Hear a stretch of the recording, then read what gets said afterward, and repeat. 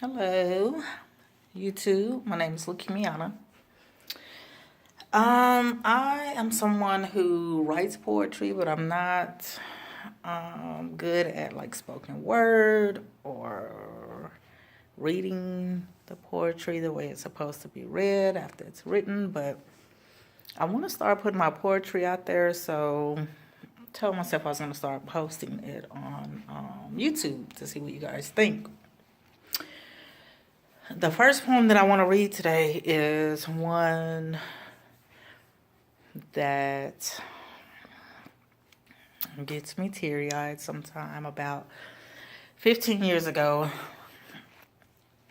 I was raped at gunpoint. And sorry about that, but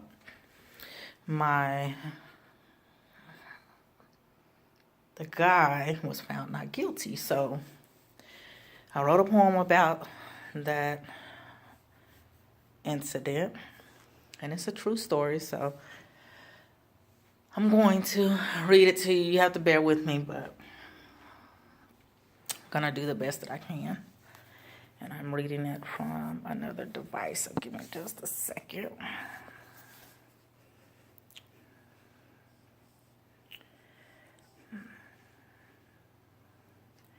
It may have been something for you to do, but I can't say the same for me. You may have just wanted to see what would happen, but it's something that will forever live inside of me. That Sunday morning, November 17, 2002, reminds me of what hate is. I still see the face of something so unforgivable and the feeling of how could you in the presence of my kids. I wake up and do life, but still your face forever lingers right in front of my eyes. I still have thoughts of why me, wanting to know what the fuck was on your mind. I was in my own home, minding my own business, trying to get my baby daddy to come back home. But as I go to answer the door, to my surprise, his best friend stood there all alone. Those words, "My car broke down. Can I call my girl for a ride?" still plays. I rewind my mind and ask if I could go back to a few hours before the day, but you still stay. A constant reminder of never to trust anyone. You stood there and lied to me straight to my face and then helped yourself to my pussy and a taste of my tits with the help of your gun. Didn't care that my panties held a maxi pad that caught the blood from my pussy walls. Didn't care about the fear in my face as long as you could get away with it all. Didn't care that my kids lay asleep just feet away from where you were forcefully raping their mother. And then for some sick reason, you took a moment to imagine us as lovers, saying you wanted to be with me but didn't have the courage to ask. Therefore, I guess in your mind, it seemed so right to just come and take a piece of my ass and have me live with that and relive that day after day after day. I'm glad I had the courage to call 911 to see if they could put your bitch ass away. But that week, September 15 through 19, 2003, 10 months after it all took place, arraignment, preliminary, testifying, arguments, and then jury trial, I could still see you sitting there with that worried look upon your face. Those thoughts probably came to mind of how they may just rape your bitch ass when they put your ass away. How your left hand will make a tight fist on his pocket and him calling you his bitch. I'm sure you imagine being fucked in the ass. Just the thought alone should have made you feel like I did, but that ain't what happened. Time for deliberation, and the judge tells me I can go for lunch, and I did. When I returned, you stood right at the doors looking me dead in my face with a smirk of relief. I go back to the courtroom only to find it empty. So now I'm really confused. My public defender asked, "You didn't hear the news?" I smiled with a smile of thinking jury trial was soon resume. They found him not guilty. A moment of silence came and then left. Is there anything I can do? I heard those words as I walked away. No tears, no emotion came across my face, and you were still standing right there as I came down to leave the building. That second, that very moment, murder had now become my new feeling. You just take from me, violate me, disrespect my children in my home, leave me reliving that morning, causing me to feel suicidal and depressed, and all they can say is not guilty. So you can just walk away a free man, no care in the world about my safety for exposing you. Don't care if you do bodily harm, once again, for me telling the truth. Don't care about my constant cries and possible bodily harm from the result of hatred, my pain and a kitchen knife. Don't care that my feelings of being me is no longer. They just let you walk free. But what if I retaliated on your ass, killed your ass? I'm wondering how free would I be? What if I brought pain to your family, shot your ass in the presence of your kids? What if I stood there with that same funny-ass smirk on my face and showed no concern of what I just did? What if I just take your life, doing exactly what you did to me? I'm just wondering how not guilty would I be?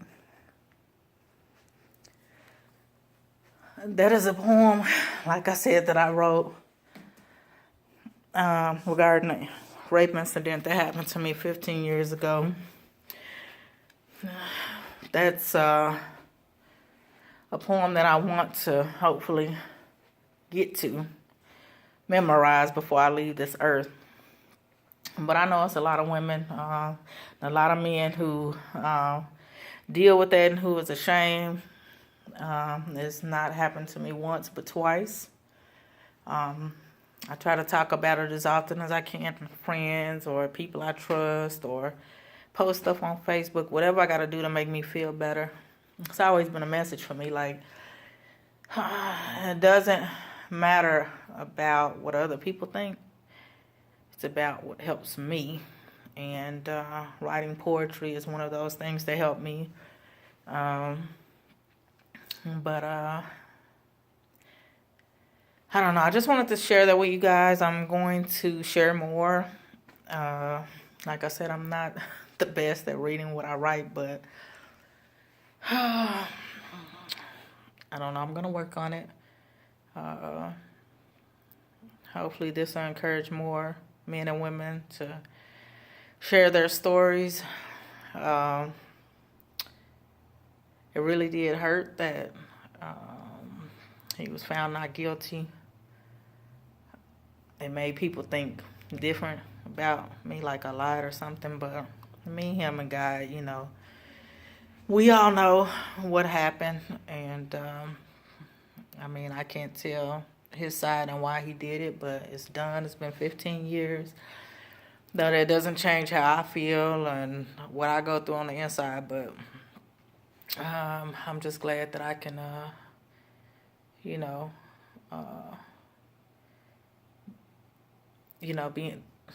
going through both rapes actually gave me my ability to write poetry. That's how it all started. Didn't know how to express my feelings verbally, so I started to write them. But it's a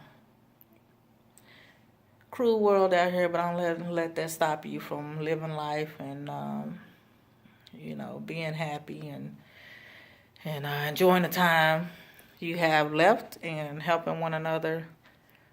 And I'm just gonna jump out here on faith, post these poems. I mean, I have all kinds of poems. Actually, I think I'm gonna. There's another one that I want to read, so I'll probably post that video right after this one. But thanks for listening. Please comment and let me know what you think of the poem. And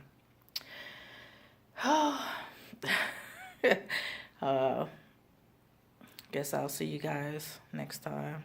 Again, my name is Lukimiana, and thanks for listening.